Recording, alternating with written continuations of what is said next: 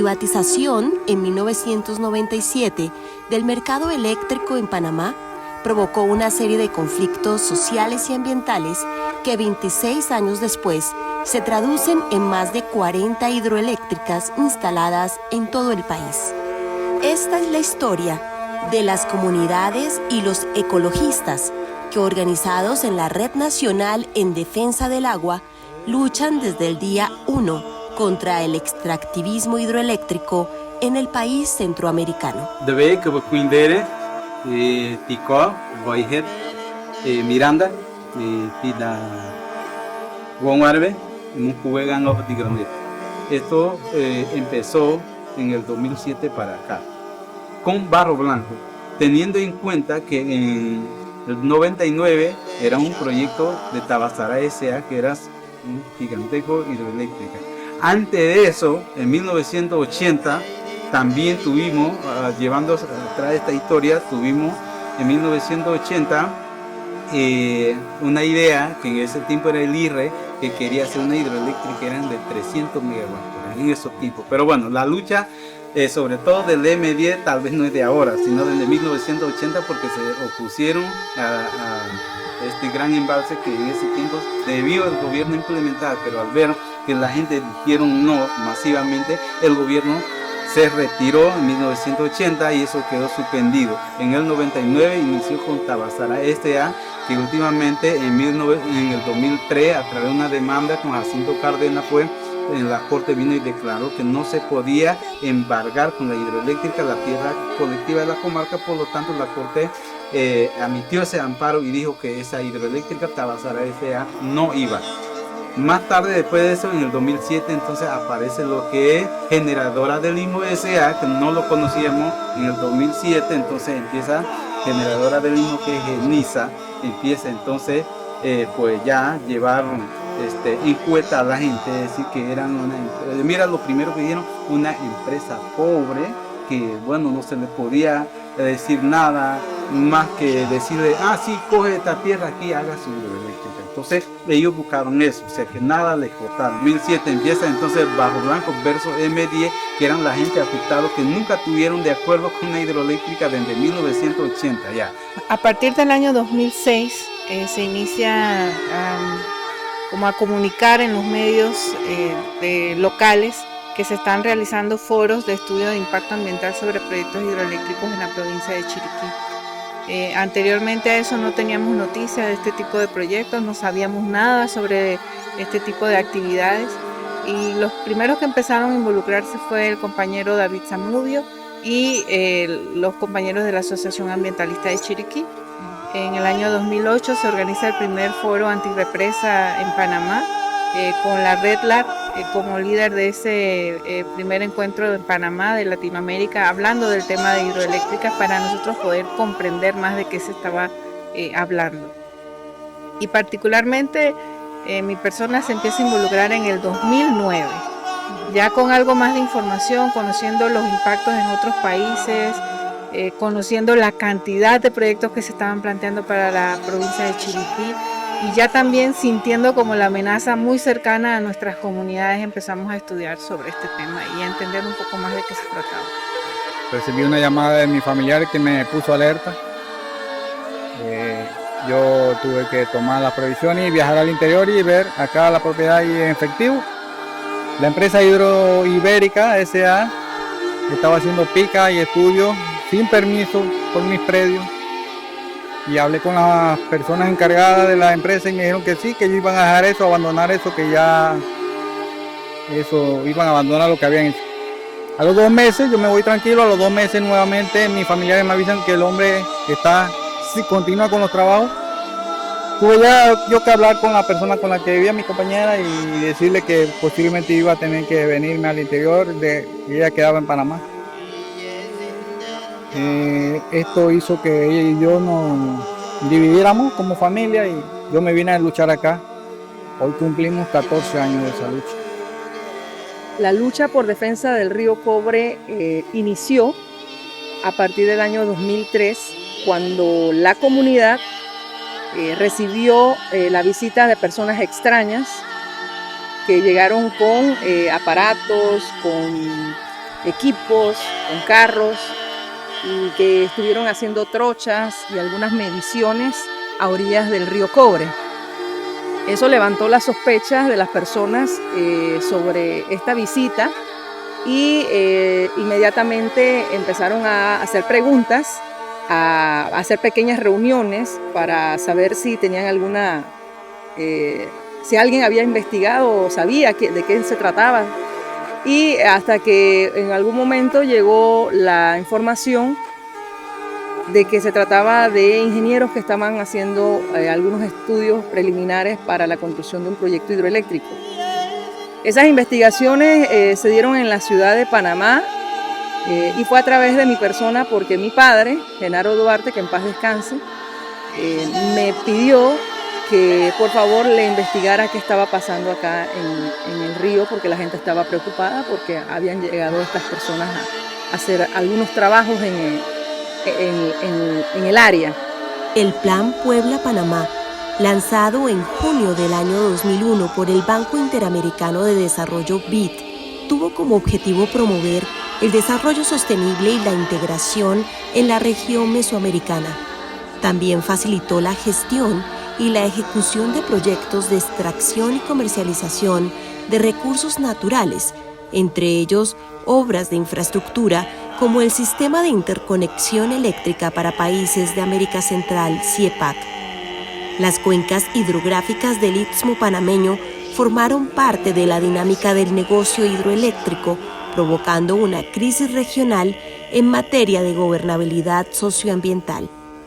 Así, se atentó contra el tejido social rural cercano a los ríos y sus afluentes, y cuya riqueza natural es también riqueza cultural y espiritual para los pobladores. Primero, somos bendecidos por nuestro Padre Dios, que tenemos un río que lleva por nombre de nuestra Madre María, Santa María. Qué belleza y qué grandeza vivir a orilla de este río. Era un caudal de río hermoso. Y digo hermoso porque tenía dos ciclos. En la época de invierno ese era un río intransitable. Y digo intransitable porque no habían esos salsos que está viendo ahora. Ahí habían filas de gente de ambos lados del río esperando que el río bajara un poco para poder cruzar. Es más, hasta cocinaban a orilla del río esperando que el río secara un poco porque no todos pasaban. Habían como 3 personajes que eran los que le ayudaban a cruzar los compañeros. Y el otro ciclo de ese río era que en el verano era una belleza, como le contaba también, que en su época de verano era un agua cristalina, muy azulita. Usted veía la profundidad de esos charcos al fondo, clarita.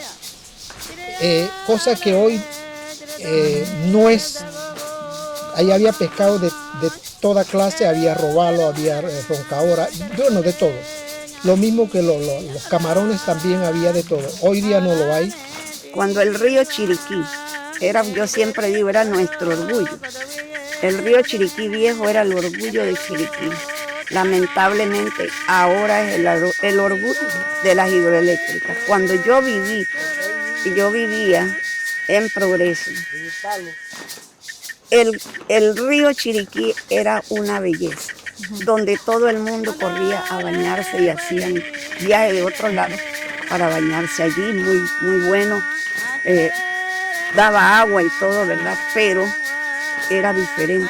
Este tenía la finalidad de recoger a todos los acueductos rurales, que son los que abastecen de agua al campesinado, tanto a nivel de Coclé como a nivel nacional, siempre y cuando que son comunidades bastante alejadas. Pero la proliferación de las hidroeléctricas específicamente, que es el daño, uno diríamos, de las actividades más destructivas de la cuenca hídrica, es desde por ahí el 97 con la aprobación del Plan Puebla-Panamá, que se decidió pues que Panamá, con su tantos ríos que tiene, debía ser utilizado para eso. Y específicamente en Chiriquí, más de 73 proyectos que se preveía que se podían hacer.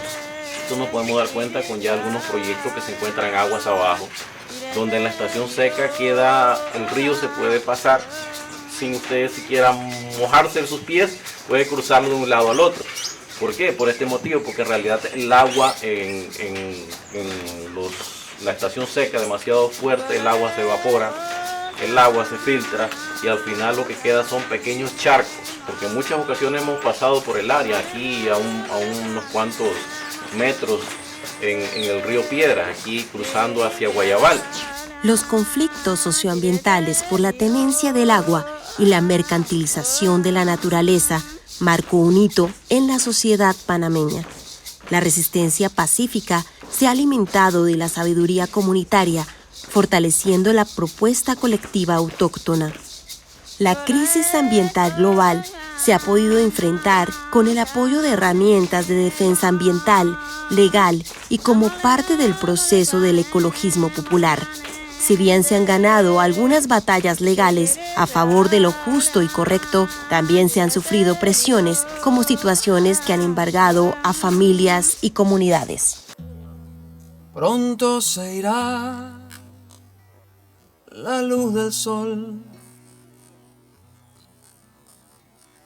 En la lucha popular organizativa unida, los campesinos, los indígenas, los obreros, los estudiantes, los profesionales y toda autoridad de gobierno a luchar por una causa justa y solidaria.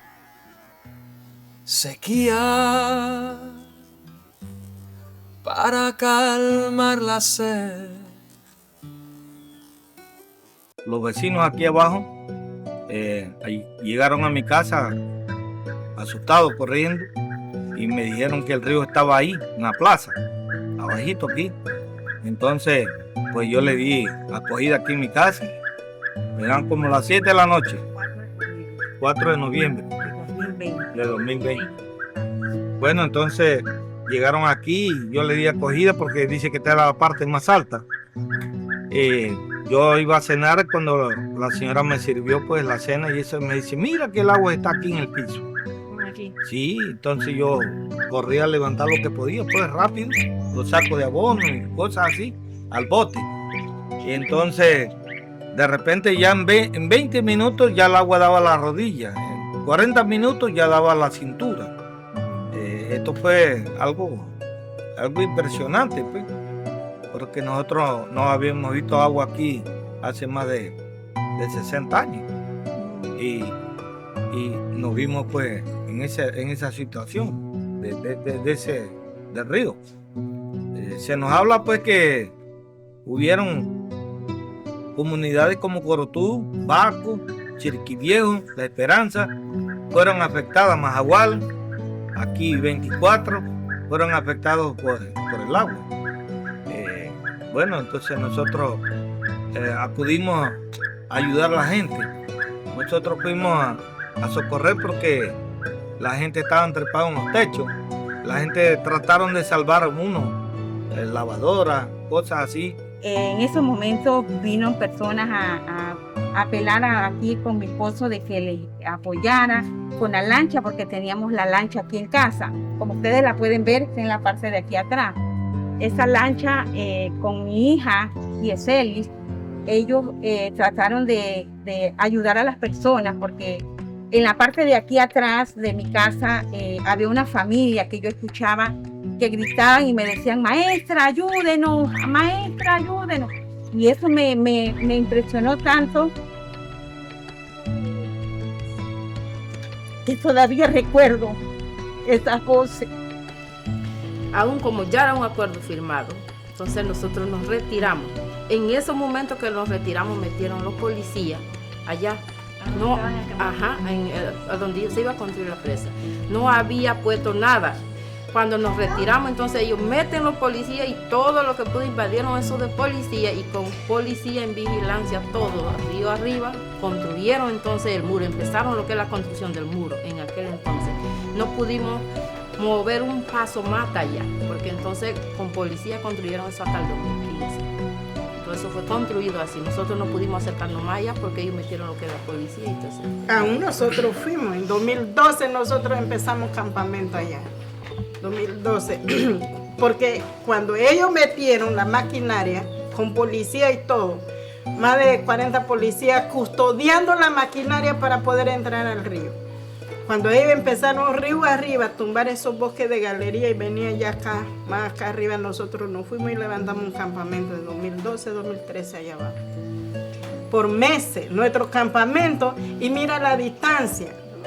La distancia, nosotros dejamos toda nuestra familia. ¿Quién quedaba aquí? Nada más mi madre que está acá, con los bebés más pequeños de 2, 3, 4 años. Y nosotros nos trasladamos por meses, eso no era un día y 2 días. Por eso le digo, la lucha verdadera, lucha cuesta. Cuando hacíamos las manifestaciones en contra de eso, porque ya teníamos datos específicos sobre las hidroeléctricas donde iban, entonces ahí íbamos y nos reuníamos ahí y hacíamos concentraciones, por lo menos yendo a Santiago, en el Espino, hacia la izquierda hay una comunidad que le llaman La Mata, ahí se iba a hacer una represa, ahí hicimos varias reuniones y de presión, y entonces eso nos llevó a que las autoridades se dieran cuenta de que no era muy fácil, y entonces se detuvo ese proyecto ahí. Como también en Calabacito, lo que fue el río Santa María, ya hicimos varias reuniones, venían gente de diferentes partes y la hicimos, y el gobierno se dio de cuenta en esos momentos la efervescencia que había, el no querer, de que no estábamos de acuerdo con esas represas. Varias concentraciones ahí. Fuimos a La Gorda, allá a la Peñita Los Hernández, también se hizo varias concentraciones, donde iban gente no de aquí, de ese sector, sino de otras partes también, al apoyo en contra de las hidroeléctricas, donde no se quiere eso. Aquí en el Río Gatú también, por lo menos aquí en Lagartero, aquí nos hicimos varias reuniones, hicimos cierre de la avenida también, aquí varias veces, lo cual fuimos afectados por las bombas lacrimógenas. Por lo menos en La Soledad, en La Herradura también hicimos. En el tiempo ese que nos apoyó el alcalde, que fue creo que fue como en el 2013, 2012 por allá, que tuvimos la confrontación con los antimotines allá arriba en La Soledad. Hubo un cura que también sufrió de los gases lacrimógenos. ¿Quién fue? El padre Víctor Pinedo. También fue víctima de las bombas. Con los años, los procesos comunitarios fueron adquiriendo mayor incidencia en la opinión pública, pero también mucha solidaridad de ciudadanos, ciudadanas y pueblos del mundo. Así se demuestra que la consistencia y la esperanza por las organizaciones de base en el territorio constituyen hoy un eslabón de defensa ante el régimen extractivista, y donde la sabiduría ancestral junto a la tierra es acuerpada entre generaciones como parte de la lucha hacia una vida digna integrada por la naturaleza y la cultura de la gente. Bueno, ya comenzó el movimiento, pero no estábamos, todavía no estaba viviendo aquí permanente, pero nosotros nos dimos cuenta, y ahí vino mi esposa, y formaron un grupo, entre ellas estaba mi esposa, porque ya habían medido, allá abajo, más abajo del señor Mingo Riquelme, aprovechando una curva del río, ya habían puesto unos puntos, habían medido y habían puesto unos puntos. El grupo que se organizó fue allá. Y el día que vinieron esa gente, había un grupo ahí de gente que se organizaron de aquí y estaban para pararlo, que no siguieran. No siguieron, ese día no los dejaron que llevaran a cabo lo que ellos venían a hacer. Este proyecto hidroeléctrico de Hidroeléctrica San Lorenzo vino a la comunidad en el 2007. Mi persona y grupos de la comunidad nos unimos para formar un comité en prodefensas del río Fonseca, la cual hicimos frente a toda esta situación. Nos organizamos como grupo ambientalista, unidos también por los ambientalistas de Chiriquí, que tuvimos mucho apoyo de ellos, y empezamos esta gran lucha. pero sabiendo de antemano, ¿verdad?, que eso fue en el gobierno del señor Ricardo Martinelli, sabiendo que la posición de lo que es el dinero pudo más que nuestra lucha de campesinos, que nos acompañaron también parte de la comunidad indígena de la comarca del área de Soloy, nos apoyaron bastante. Esta fue una lucha que iniciamos con todo para que no se hiciera este proyecto hidroeléctrico. En 2 ocasiones fuimos al cruce de la entrada, el cruce de Orconcito, en donde cerramos las calles por 2 veces, en donde nos tiraron bombas lacrimógenas, sufrimos en ese entonces, pero aún así nosotros seguíamos con la lucha. Bueno, el trabajo que yo había hecho era a luchar por el bien de la humanidad, por el bien social de las comunidades. Los compañeros de lucha que nos acompañaron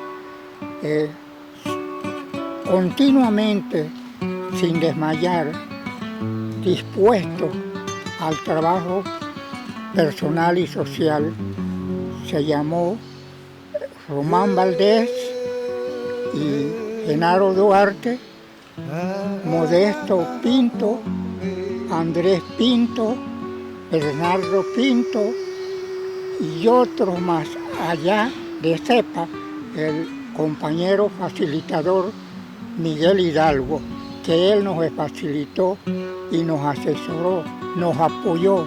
Compañero, ni por un día te olvidaste de seguir, siempre aferrado a tu conciencia de existir, quitando cercos, trabajando de aprendiz, siempre sembrando esa alegría de vivir en ti, en mí, en nosotros, por esta historia sin perdón.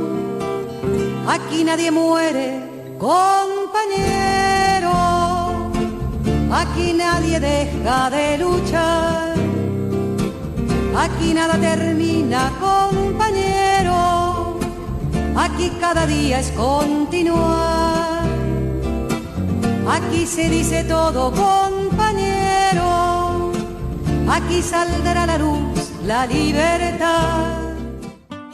La Red Nacional en Defensa del Agua de Panamá, ante el conflicto de la comercialización del agua, ha exigido al Estado el cumplimiento del Acuerdo Escazú, bajo la Ley 125 del 4 de febrero de 2020, debido a la criminalización de la protesta social y por el acceso a la justicia ambiental. También, en aras de mitigar la crisis ambiental global, fortalece los modelos de vida a través de la producción agropecuaria comunitaria y ecológica, la cual forma parte de la transición energética justa e impulsa a transformar el régimen ambiental para una real gobernabilidad socioambiental en el país.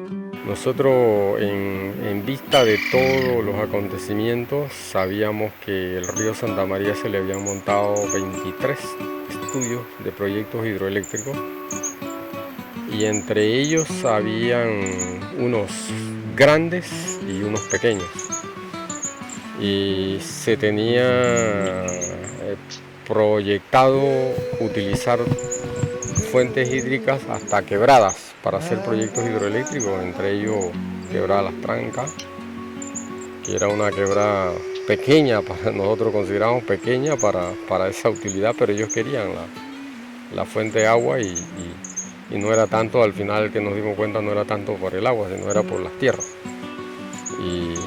Y así todo esto nos fue fortaleciendo de lucha hasta sacarlos también. Hicimos un análisis a nivel de la provincia y hicimos un borrador de una propuesta ley. Yo siento que nosotros como moradores de todas estas áreas, nuestras comunidades, ¿verdad?, tenemos que defender los ríos y las quebradas. No permitir que el gobierno venga a dar concesiones de agua ni de hidroeléctrica, ¿verdad?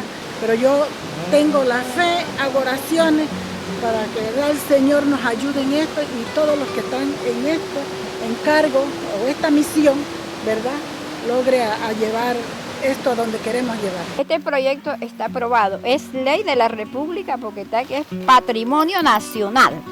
Entonces hay que tratar porque ahorita si lo dejamos tal como está, creo que no vamos a lograr el objetivo que queremos. Aquí se necesita de un buen plan de trabajo, de manejo y de una gobernanza, que es lo que va a venir ahora y en eso vamos a trabajar.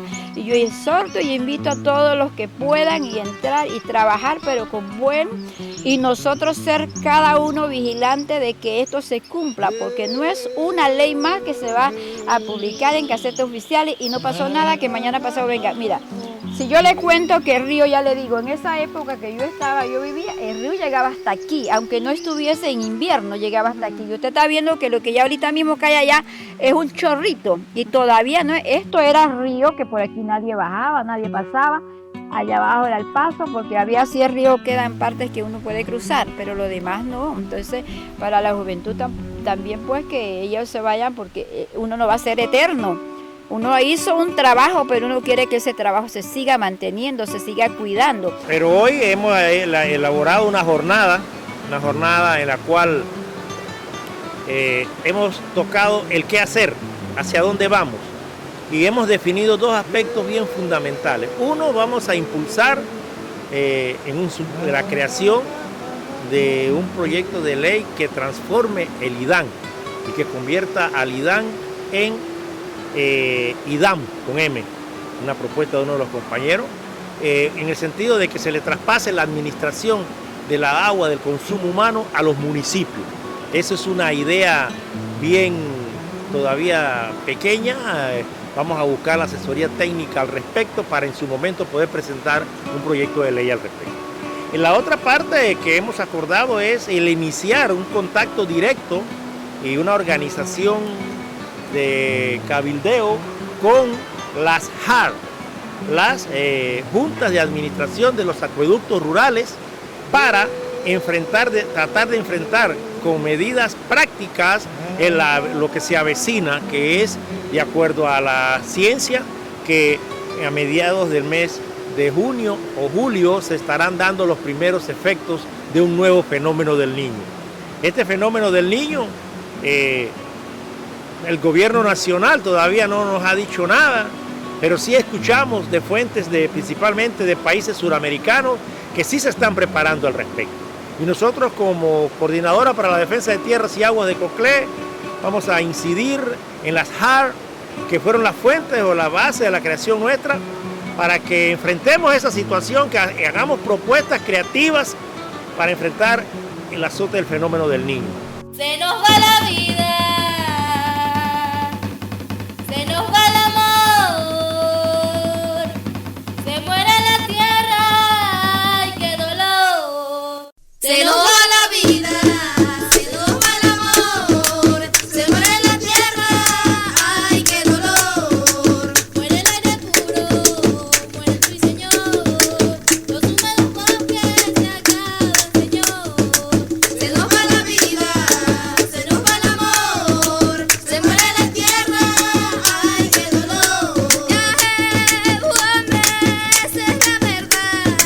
Se muere la tierra, qué barbaridad. Se nos va la vida, se nos va el amor. Se muere la tierra, ay qué dolor. Se nos van los ríos, destruyen el mar. Cuenca manglares, peces sin coral. Se nos va la vida, se nos va el amor. Se muere la tierra, ay qué dolor.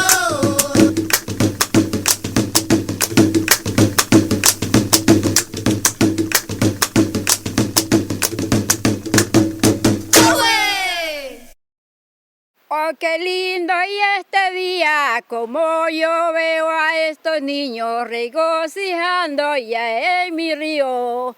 Yo para ellos les felicito y yo le digo a toda la gente que cuidemos al Santa María, porque es una preciosa joya que nuestro Dios nos ha regalado. Y su nombre lo dice, y el río Santa María, qué lindo como la Virgen María. Ella fue la que nos hizo que en este día podamos decir con mucho orgullo que viva el Santa María, río para la vida y no para la muerte. Que los ríos no se venden, estos ríos se defienden. Estos ríos no se ven, estos ríos se defienden.